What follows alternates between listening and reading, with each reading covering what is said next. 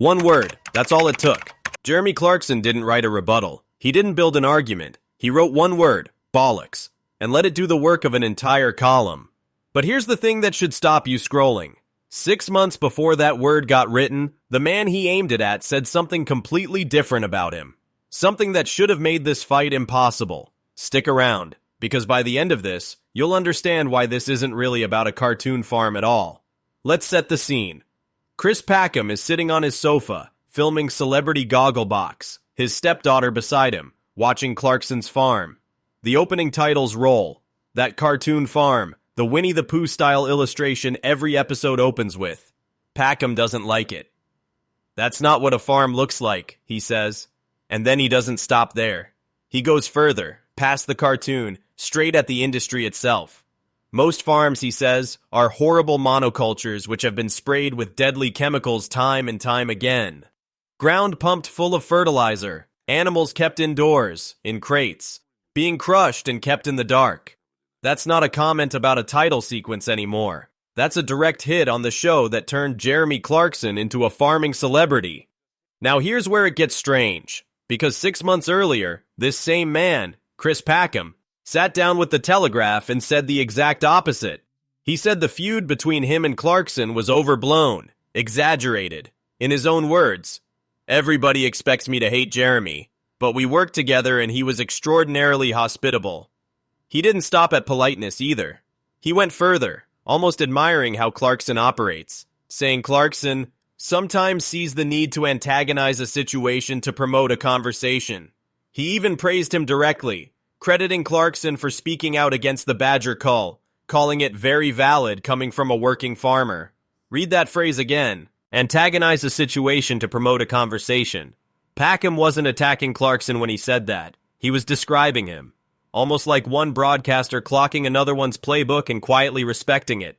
And then, months later, Packham picked up that exact playbook and used it himself, on national television, in front of millions.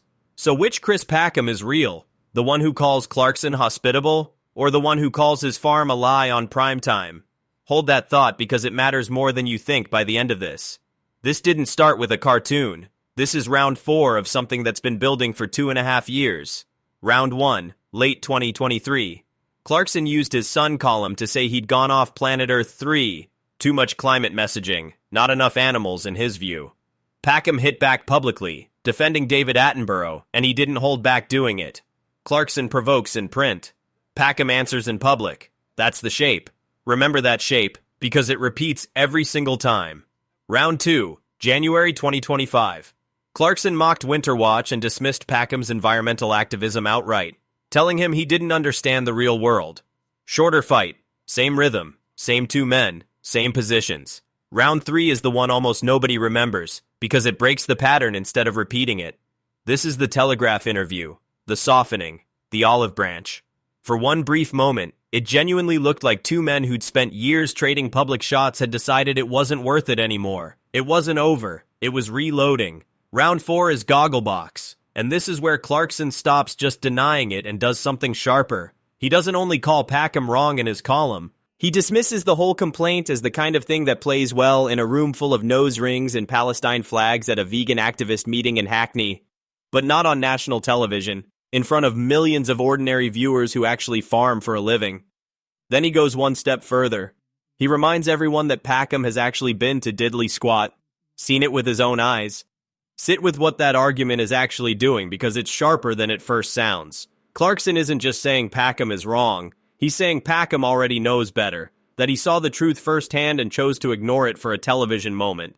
That's a serious accusation to make about a fellow broadcaster, and it only holds up if Packham's complaint was actually aimed at Diddley Squat specifically. Which brings us to the detail nobody arguing about this has actually stopped to check. Look again at what Packham described. Crates, chemicals, fertilizer, monoculture. That's a description of large-scale industrial corporate farming. Diddley Squat isn't that. It's small, independent, about as far from an industrial monoculture as British farming gets. There's a real possibility both men are technically correct, just aiming their complaints at completely different targets and mistaking each other for the enemy in the process. Nobody has slowed down long enough to draw that line. Television doesn't reward nuance. It rewards a clean villain. And by the end of that Gogglebox clip, both men had found one in each other. That gap is exactly where a third voice walked in and changed the shape of this story completely. Farmer Harriet Cowan, a regular face on Clarkson's farm, didn't wait for Clarkson to write a word.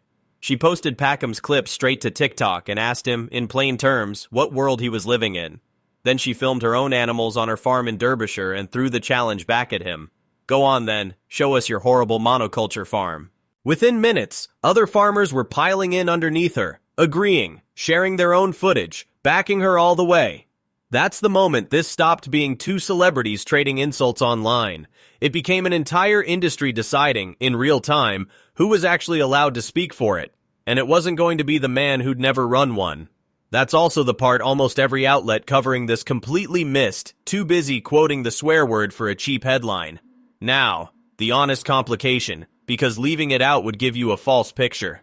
Not everyone piled onto Packham. Some pointed out he has a real point about large corporate farming, the kind some argue the government favors over small family operations. This channel isn't taking Packham's side by saying that. It's just telling you the reaction wasn't unanimous, because pretending it was would be dishonest. So where does that leave these two men? No scheduled right of reply, no announced interview, just a pattern, 2023, 2025, 2026, spaced out almost like clockwork, each round triggered by one of them saying something publicly the other simply couldn't leave alone. If that pattern holds, round 5 isn't a question of if, it's only a question of when. And here's the part actually worth sitting with once the noise dies down.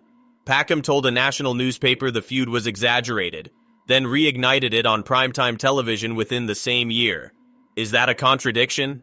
Or is it proof of the exact thing he said about Clarkson, that antagonizing a situation really does promote a conversation, because here we are, still talking about it. You can't accuse someone of running a playbook, then run it yourself, without inviting the obvious question back at you. So tell us where you land. Is Packham right about industrial farming, just aiming at the wrong target? Does Clarkson's defense actually hold up, or does it lean too hard on a visit from over a decade ago? And out of these two men, who do you think throws the first punch in round 5? If this channel is the kind of thing you want more of, real patterns, real receipts, no shouting for the sake of it, the subscribe button is right there, and it costs nothing. Hit it, so you don't miss round 5 when it inevitably happens. I read every comment.